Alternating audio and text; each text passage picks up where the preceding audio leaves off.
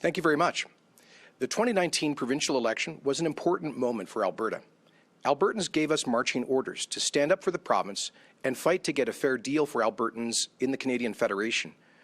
Between 2015 and 2019, we saw the federal and provincial governments, in many cases, actively taking several actions that harmed Alberta's interests, including surrendering to President Obama's then veto of Keystone XL, scrapping the Northern Gateway pipeline, a pipeline to the Pacific which Premier Notley opposed, regulating the Energy East pipeline out of existence, giving the BC New Democrat government a blank check at the time to block and delay the Trans Mountain pipeline, while still Ottawa sent them hundreds of millions of dollars in discretionary transfers, giving Quebec a veto over New Brunswick's effort to revive the Energy East project, while giving Quebec $1.3 billion in increased equalization payments, pushing the tanker ban, Bill C-48, and the No More Pipelines Law, Bill C-69, through the House of Commons against objections from the majority of provinces and even the Canadian Senate, and extending the unfair equalization program by 5 years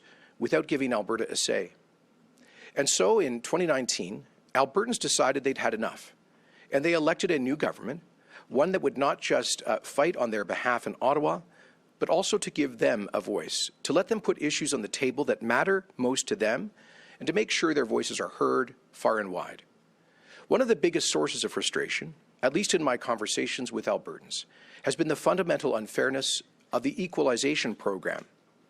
While the experts and pundits often mock the very idea of trying to change equalization, Albertans do not. Most Albertans I've spoken with about this issue say that they don't mind helping out their fellow Canadians. In fact, they're proud and have always been willing to share in a spirit of patriotism and generosity when times are good here and bad elsewhere.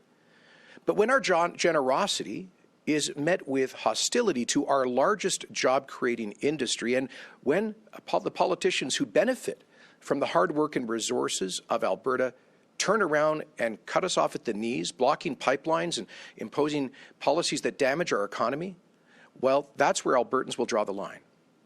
For millions of Albertans, equalization has become the most powerful symbol of the unfairness of Alberta's deal in Confederation, and for good reason.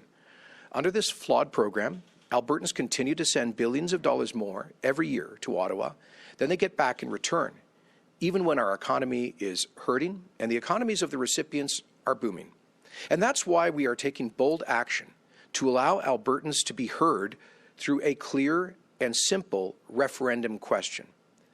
The clearest, most conclusive way to determine how the majority of Albertans feel about their current role within Confederation and this province's economic future is to ask them directly. And so, later today, I will introduce a motion in the legislature seeking approval for the following question to be put to a referendum this fall. Quotes, should Section 36(2) of the Constitution Act 1982, Parliament and the Government of Canada's commitment to the principle of making equalization payments, be removed from the Constitution, unquote. Not only is this delivering on a key election promise that we made to Albertans in 2019, it's one of the key recommendations of the Fair Deal panel. And I'm pleased we've panel members as MLAs Miranda Rosen and Tani Yao from Banff Canmore and from Fort McMurray Wood Buffalo with us today. This is about giving Albertans a voice. It's about giving Albertans a seat at the table when it comes to the relationship between our province and a federal government that continues to take Alberta's contributions for granted. This is another promise made and another promise kept to the people of Alberta. Our Minister of Justice, Solicitor General, Kaycee Madu, will have more to say about this process. And I'll invite him to the podium now. When Kaycee's done, I'll have 3 points related to COVID, and then we'll take your questions. Thank you, Premier. As the Premier explained, your government will be including a referendum question on the ballot for this fall's municipal election. The response to this question will provide clarity as to whether Albertans wish the principle of equalization payments to be removed from the Canadian Constitution. Albertans are now in the driver's seat. This is their chance to make their views known and to send a clear message to Canadians from coast to coast to coast, and the nation in general on the principle of equalization. But in order to reach that point, the Referendum Act sets out a process for us to follow. And the first step of that process is for a member of the Executive Council to make a motion in the legislature laying out the question that we propose to ask Albertans. If this motion passes, the Lieutenant Governor in Council may order the referendum. Clearly, a proposal that seeks to alter the Constitution is a serious matter. But this is something we promised Albertans in the last election. And this is something that was identified and recommended in the Fair Deal panel. Providing Albertans with more opportunities to express their democratic will outside of a provincial election is healthy for our democracy. So I am extremely excited that your government is empowering the public to have a say on this very important issue. And I am proud to be part of a government that puts Albertans in the driver's seat of their own democracy. Another promise made, another promise kept. I am looking forward to Albertans speaking with one loud voice on this unfairness within our confederation. With that, I will now invite my friend, the MLA from Fort McMurray Wood Buffalo, to make his remarks. Thank you.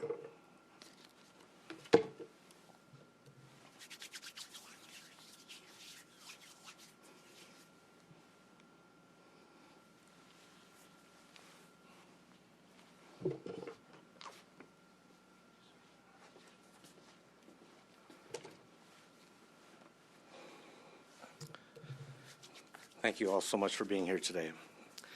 During the Fair Deal consultations, Albertans told us that they wish they seem to be treated fairly in federal government investments, as well as have nationwide support for our job-creating industries here in Alberta. Like when the federal government supports companies like SNC-Lavalin, Bombardier, and Air Canada, but it hasn't been the case here. As the Premier mentioned, when the federal government introduces legislation that specifically impedes Alberta-based industries, it sends a very clear message to Albertans that there is no support for Alberta. Legislation like C-48, which landlocks Canada's hydrocarbon sector while still allowing these same products to come from nations from the Middle East that do not follow our ethical and social governance, is extremely hypocritical and impairs Canada's prosperity. Bill C-69, which denigrates our hydrocarbon industry and impedes the development of critical infrastructure like Energy East, hurts Canadian energy independence. This critical infrastructure would support Canadian energy sovereignty instead of being reliant on nations like the United States and Line 5 for energy. As the MLA for Fort McMurray Wood Buffalo, my community knows that her industries support Canadians. Alberta averages almost $20 billion annually in net contributions to Confederation. Almost 10,000 Canadians commute from across Canada to work in the Fort McMurray region alone. Even in aspects like the Canadian Pension Plan, Albertans contribute disproportionately by about $3 billion annually more than we receive in pension funds. Yet despite all these large contributions by Albertans, there is no investment in Alberta. And I'm not just speaking about the disproportionate funding the federal government gives for infrastructure, specific sector development, and other federal handouts. An example investment would be the management of our national parks. Parks Canada, with about 85% of national park land area being in Western Canada, is headquartered thousands of kilometers away. With a budget of over $1.5 billion and over 5,500 employees, it's located in Gatineau, Quebec. Because Albertans see regional favoritism being played by this federal government, it has forced Albertans to consider if the current arrangement within Confederation is fair. Based on fiscal contributions, federal government investment, and legislation, Alberta certainly doesn't appear to be getting treated fairly, and I'm very happy that our government is listening to those that spoke at our Fair Deal consultations. This also follows through with one of our election commitments. Thank you so much, and it is now my honor to introduce Miranda Rosen, the MLA for Banff-Kananaskis. Well, thank you so much, everyone, for having me here today. For many Albertans, equalization is the epitome of all that is unfair in our Dominion. As vaguely defined in Section 36(2) of our Canadian Constitution, equalization was initially intended to ensure that all provinces had sufficient revenues to provide reasonably comparable levels of public services at reasonably comparable levels of taxation. But in our current reality, this program has slowly expanded to fund much more than basic levels of public service in our country. During the 5-year period of 2014 to 2019, Alberta sent over $100 billion in equalization transfer payments to other provinces, more than $23,000 per Albertan. And over the past decade, we've sent more than $57,000 per Albertan, more than many people's annual salaries. Before equalization payments are made, thanks to the hardworking spirit of Albertans, our province has some of the highest revenues per capita in the entire country. Yet after equalization payments are made, Alberta is left with the second lowest revenues per capita in the entire country. Through a complex formula that calculates which provinces receive and which provinces transfer payments, equalization rewards irresponsible anti-economic development policies while punishing responsible economic development governance. Equalization encourages socialist practices while discouraging self-determination by requiring privately developed national resources to count against the transfer formula while exempting nationalized national resources in Quebec. And through the slippery deterioration of equalization's constitutional intent, it is not only no longer equalizing, but it is actually disproportionately making Alberta poorer. At the same time Alberta is struggling financially, Quebec runs a $30 million budgetary surplus on money that isn't theirs. My colleague, Mr. Yao, and I had the honor of traveling the province for 5 months as members of Alberta's Fair Deal panel, and boy, did people give us an earful at town halls when it came to equalization. So today, I'd like to quote a few. From Edmonton, Canada is flawed. Alberta is institutionally disenfranchised by our country's own constitution and treated as a colony. Fairness will never be achieved until we stop being forced to give away our money. From Red Deer, provinces that choose not to harvest their natural resources and grow their economies are not have-nots, they're will-nots, because they know they don't have to pay their bills. From Calgary, with an equalization referendum, maybe we will finally get the red carpet for resource exports, rather than red tape from this federal government. From Grand Prairie, we worked really hard for our money up here, but people are still really struggling. This government has a moral imperative to call an equalization referendum. From Lloydminster, I've always loved my country, but I just can't understand why it is so prejudiced against us. And from Airdrie, any other fair deal initiatives that your government undertakes will be worthless without a foundation of equalization reform. All in all, our Fair Deal panel heard an overwhelmingly negative response to equalization from every corner of the province. We hosted 25 town halls at which we met and heard from nearly 5,000 people. 94% of those who spoke to the issue of equalization at these town halls voiced support for a referendum on equalization, and most of them nearly demanded it. Our panel also received over 40,000 responses to our online survey, 1,000 responses to our telephone survey, and thousands more emails, comment cards, and handwritten notes. 70% of those responding to the online survey and 79% of those who responded to the telephone survey also wanted to see the equalization formula at minimum amended. And so for these seemingly obvious reasons, our panel recommended the government proceed with the equalization referendum. So today, I am very excited to stand here alongside my former panelist, Mr. Yao, and our Premier and our Minister of Justice and Solicitor General to announce that the referendum is officially coming to Alberta in 4 short months. Thank you. Thanks, Emily Rosen. We will now go to the phones for questions. 2 questions each. Oh, pardon me. Premier's just going to add a few more remarks here.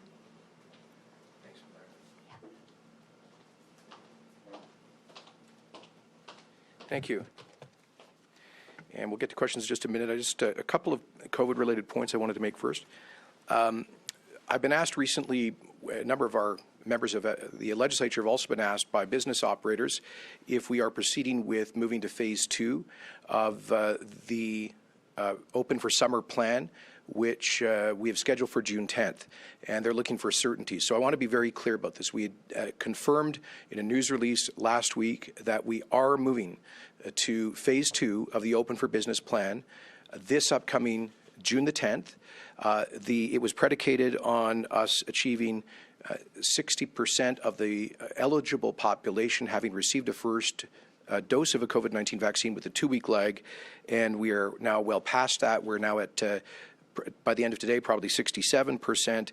And we also had as a metric 500 COVID hospitalizations and declining.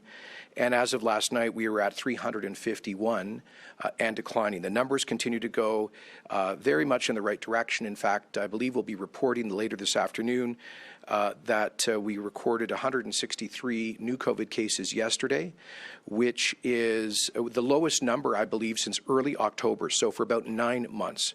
And with less than 5,000 active cases, at 4,700 active cases. Over the weekend, we went below 100 COVID patients in intensive care.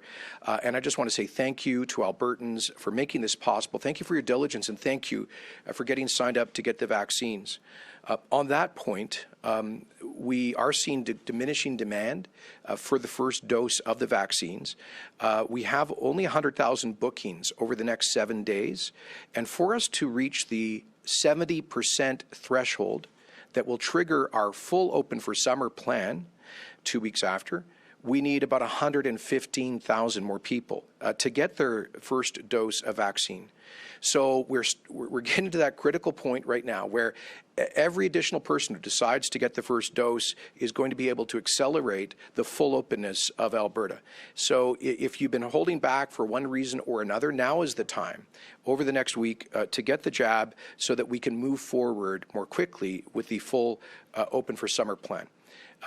Another point I wanted to raise, I did some consultations over the weekend, and I had business owners asking if this was just an Open for Summer plan or if it is also going to go into the fall. They were concerned that everything would be, that the public health restrictions will be reimposed in the fall. And I'm sorry if the Open for Summer idea gave people that impression. So let me be very clear. Now, this is our plan to be open for good. Obviously, the virus will continue to circulate, but the vaccines are increasingly demonstrating that they defeat the virus. And by the time we get to the fall, we can expect, as is always the case with a contagious disease of this nature, that there will be a fall spike based on weather, seasonality, and other factors. But and there will be new variants, and they'll come and go. But the key thing is just growing that protection of our population through the vaccines, and we are very confident that by the time we get into the fall, by the time we get into late September, for example, that we will be approaching 80% both first and second dose coverage in our population, and we'll be able to maintain that freedom. Like with any contagious disease, we've got to keep our eye on it. But folks, this is not just for the summer. This is the Open for Business, Open for Good plan. Now, I do want to address something that has been a real controversy and growing in recent days, and that was the fact that last Tuesday night I hosted a working dinner for staff and a few colleagues in the Premier's office here in Edmonton on the deck outside my office. For the past 16 months, I have tried hard to observe the public health rules. I thought it's important for me to lead by example, but I have to admit I haven't always done that perfectly. I can think of many cases where I've been within 2 meters of people, and that, I'm sure, has been the case for the past 16 months for pretty much everybody in Alberta, the vast majority of whom have tried to follow these rules, but sometimes may have found themselves within 2 meters of others. Last Tuesday, I had a planning meeting scheduled with colleagues and staff, and because it was going to be a lengthy evening meeting, I asked that we bring in some takeout to do it over dinner. And because we had just opened that day in phase 1 to outdoor gatherings of up to 10 people, I thought it was actually prudent and better to do that meeting outdoors on a deck. We took precautions to do it in a distanced way, trying to observe the rules. In fact, we set up 4 contiguous tables and spaced chairs out. We've actually gone up and measured the chairs since this became a controversy, and apparently 4 of us were 2 meters or more between each other, but two of those chairs were less than 2 meters distance, and there's no doubt that over the course of the evening, people came within the 2 meter distance that is laid out in the public health guidelines. And I regret that. I regret that the perception this has created. Quite frankly, When somebody said, "Are you sure you should be doing this? This is in public view," my response was, "Yes, we're allowed to follow the rules." And I thought, if anything, it's a positive thing to show the openness at phase 1 of the Open for Summer plan with the social gatherings of up to 10 people. I certainly thought it was better that we meet outdoors than indoors. We've pretty much suspended most indoor meetings over the past 3 months since we got into the spring spike, but we have begun in recent days, in the last couple of weeks since the legislature come back, to have small in-person gatherings for longer meetings. And again, I thought it was prudent and compliant with the rules to do this outside. But it's clear that at some points in that evening, we were not all distanced from one another by 2 meters. And I truly regret that. I take full responsibility for this. I invited my colleagues there. I was of the clear view that we were complying with the Open for Summer rules, but it is clear that some of us were not distanced the whole night, and I have to take responsibility for that. We have to set a higher example, a higher threshold of conduct, and so I want sincerely to apologize to my colleagues and to Albertans for letting you down, for not being more careful to scrupulously follow every aspect of the public health guidelines that we expect of everyone. And so I sincerely regret that the decision that we made. We should have taken extra precautions to be distanced, and I just won't be doing any social gatherings until we get into phase 3, just to avoid any possible mistakes or misunderstandings. So I sincerely apologize again. I take full responsibility, and I hope to learn from this, as I say, in ensuring that we not be put in a position of violating the distance guidelines and the other important public health measures which remain in place until we get to phase 3. And with that, I'm happy to take your questions. Perfect. We'll now go to the phones for questions. 2 questions each, either 1 question, 1 follow-up, or 2 off the top. Operator, can you please put through our first caller? James Keller, Globe and Mail. Hi, Premier. Your initial reaction to this outdoor dinner was to insist you didn't do anything wrong. Members of your staff were mocking people online for suggesting otherwise.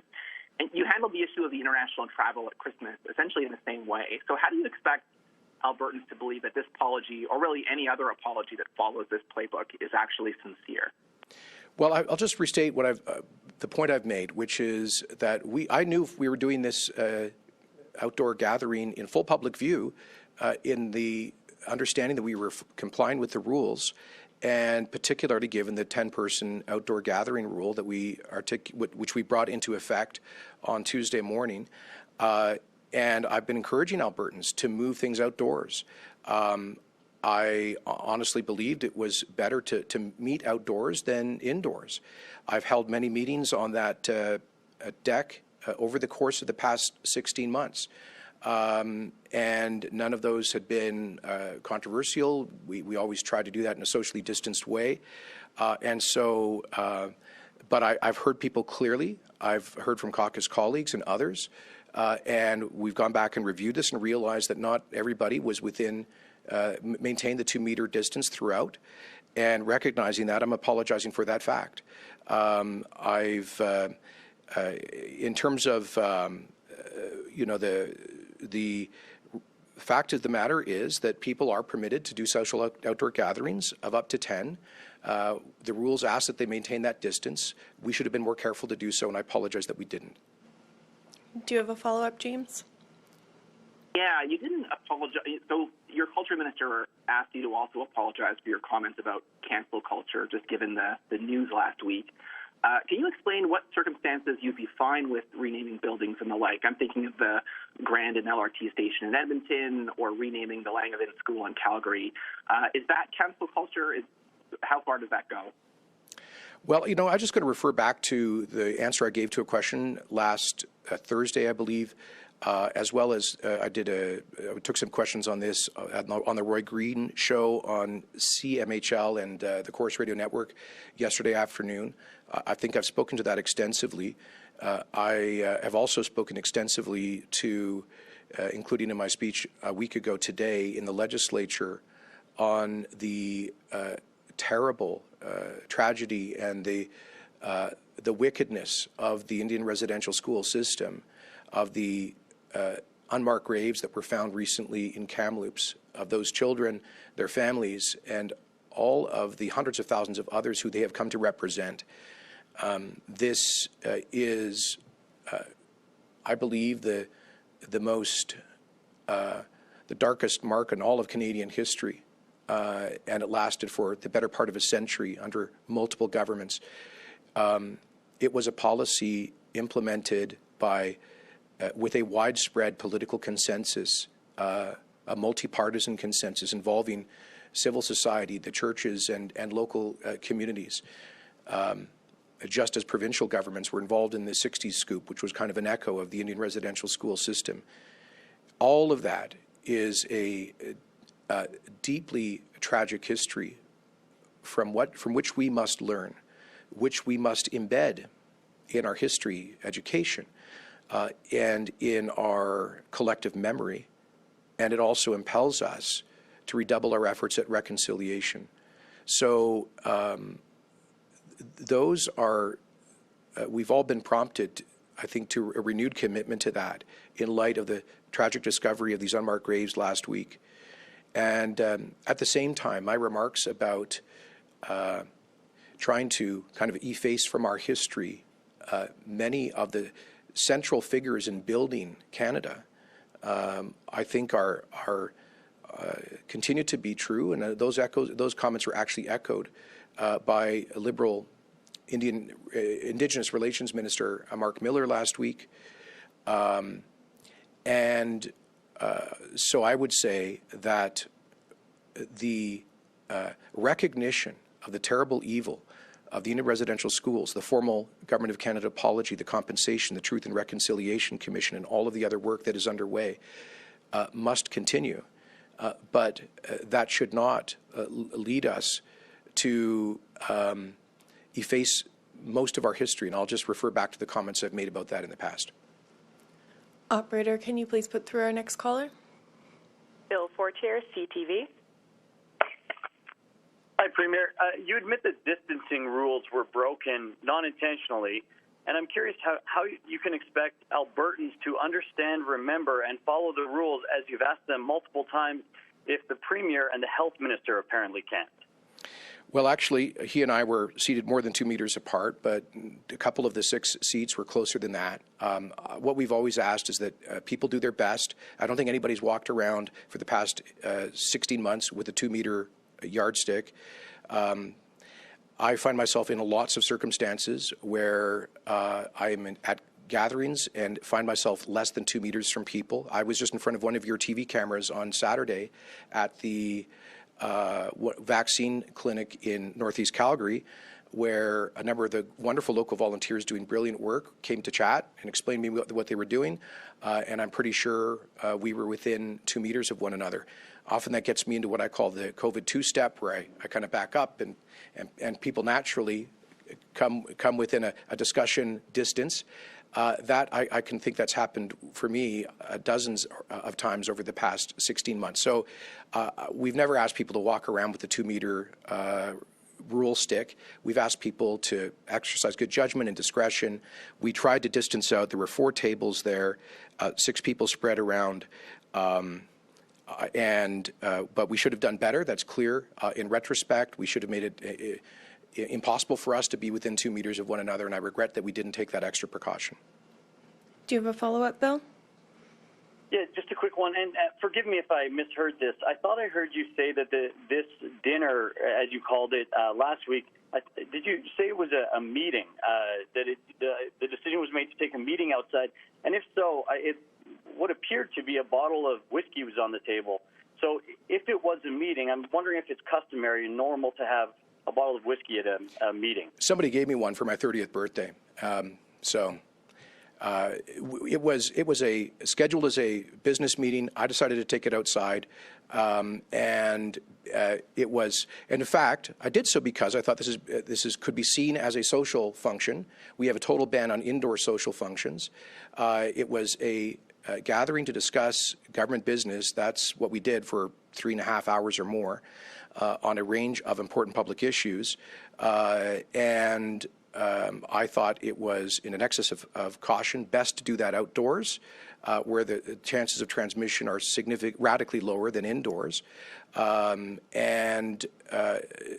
that's why we ask people, if they're going to socialize or get together, to do so outside. It's why I've also held meetings on that deck before many times over the past 16 months.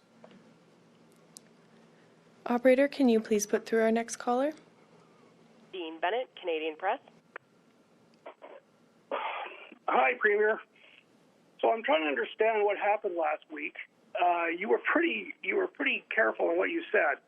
This was not a breach. We saw a picture. Clearly, you're breaking the 2-meter distance, and you're telling Albertans, no, what you see in this picture is not what it actually is. Believe me, there is no health violations here. And then when you were asked in the House about it on Thursday, you were very careful to give half an answer. No, we were within the 10-person limit. You never addressed the masks. You never addressed the distancing. It was half an answer. And now you're telling us today, we've done a research, we measured chairs, and now we realize that we weren't within distancing. Premier, I put it to you, sir, that you knew this last week. You saw the picture. You knew that you had broken the rules, but you did it anyway. But you decided for whatever reason that you're going to tell people what they see is not what they see. It was gaslighting, Premier. You did it, and now you're going to apologize today, not because it's wrong, but because you're facing a mini revolt in your cabinet and caucus. Is that true, sir? Well, Dean, first of all, there is no mask mandate for outdoors whatsoever. There never has been in Alberta. Secondly, the reason we decided to do this was outdoors was because just that day we had permitted 10 people to gather outdoors, and we did try to socially distance with 4 contiguous tables. We measured the diameter around them at 38 feet. A couple of the seats were less than 2 meters apart. And there's no doubt as people moved around in the course of the evening and violated the 2 meters of distancing. So I've reflected on that. I can tell you that none of we fully knew we were in public view there. Again, when somebody said, "Are you sure we should be gathering outdoors?" I said, "Well, it's a lot better than indoors. It's permitted by the rules. We're allowed to follow the rules. We tried to socially distance out there. We didn't do a good enough job of it, and I truly regret that because we should be held to a higher standard, and that falls on me." And do you have a brief follow-up, Dean? Yeah, Premier, I don't like to call you out. I mean, but I think it's a question that deserves to be asked. It looks to me, in the totality of it, you knew last week you had broken the rules. You decided to gaslight the very people you represent. And that matters because if you'll gaslight us on this, what else will you gaslight us on? So why did you gaslight us last week when you said that you did not break any health rules? So, Dean, I was, again, we were following the rule for 10 people outdoor gatherings. We had made efforts to socially distance. If we hadn't done that, we could have just gathered around one of these 4 tables. We set up 4 contiguous tables, made a purposeful effort to distance them out, and believed we were in compliance with the rules.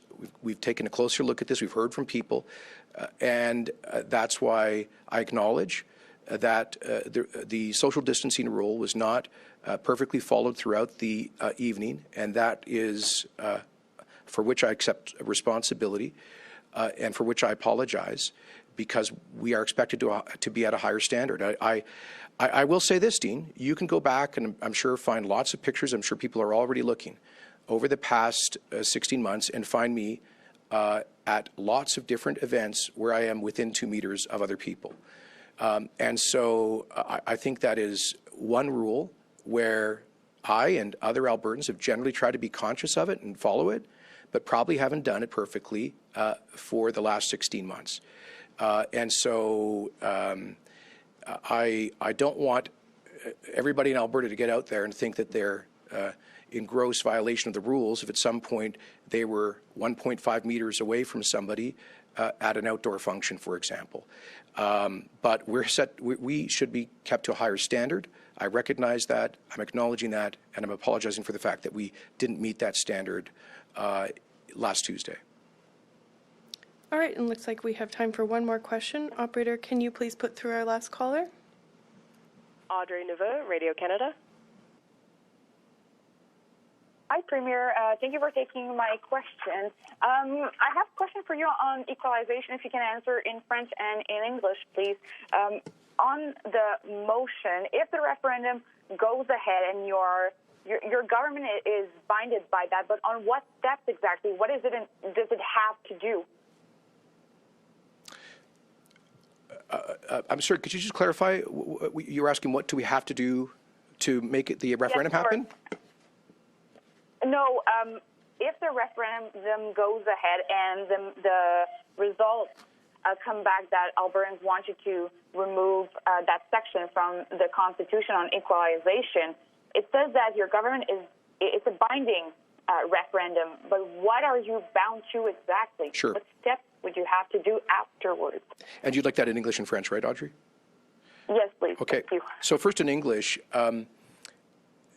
if a majority of Albertans endorse this proposed constitutional amendment, we would then pass a motion through Alberta's legislature to ratify a proposed constitutional amendment. We would then send that to the Government of Canada and ask for their ratification. I don't expect that to be forthcoming. We would then ask for at least negotiations over the question of equalization in the Constitution.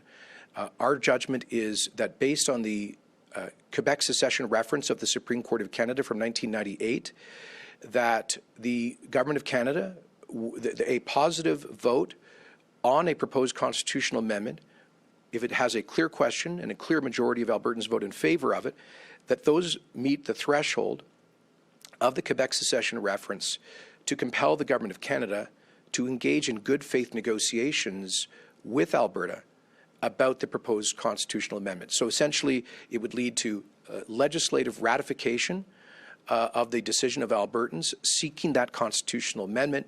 That would then trigger negotiations with the Government of Canada. I want to be clear, as I have been from day one on this matter, that we should not expect that a yes vote is immediately going to fundamentally change equalization. We don't have the power unilaterally to do that as a province. But this is a strategy to elevate Alberta's fight for fairness in the Federation to the top of the national agenda, to get Ottawa's attention and to send a message to our friends in the rest of the country that we expect to be treated fairly. We will no longer accept governments erecting barriers, for example, to pipelines, while taking ever-growing equalization transfers from Alberta resources that they're trying to block. So this is a legal tool to make a very strong political point in the strongest way possible to assert our fight for fairness in the Fédération. I'll say that more briefly in French. Si une majorité des Albertains appuie le référendum pour modifier la Constitution en ce qui concerne la péréquation, la législature va endorser cette idée avec une motion qui propose une modification de la Constitution à cet égard, et ça va forcer le gouvernement fédéral, d'après nous, d'ouvrir les pourparlers avec l'Alberta sur la question de péréquation. Ça, c'est effectivement le principe articulé par la Cour suprême du Canada en 1998 dans la référence sur la sécession du Québec, où la Cour suprême a dit que si une claire majorité des électeurs dans une province votent en faveur d'une modification proposée de la Constitution avec une question claire, que le fédéral a une obligation légale de négocier cette question en bonne foi avec la province. Si ça, c'est le principe pour le Québec, ça doit être également le principe pour l'Alberta. Nous savons bien que ça ne changera pas la péréquation tout de suite parce que nous n'avons pas le pouvoir de le faire unilatéralement. Mais ça va élever jusqu'au sommet les demandes essentielles de l'Alberta pour une position plus juste dans la Fédération. And do you have a brief follow-up, Audrey? Yes, I do. Switching gears, though, regarding your controversial dinner for which you apologized last week, your former UCP leadership opponent, Brian Jean, is calling on your resignation. he says that you have lost the trust of Albertans and that it could cost the UCP the next election if you stay on as leader. So I want to know what's your reaction. What do you think Brian Dean's endgame is here? He's been saying that for the better part of 2 years, so that's not really news. C'est pas exactement de nouvelles, les mêmes choses qu'il a dit depuis il a perdu le leadership. Excellent. That's all our time for today. Thanks very much, joining us. everyone.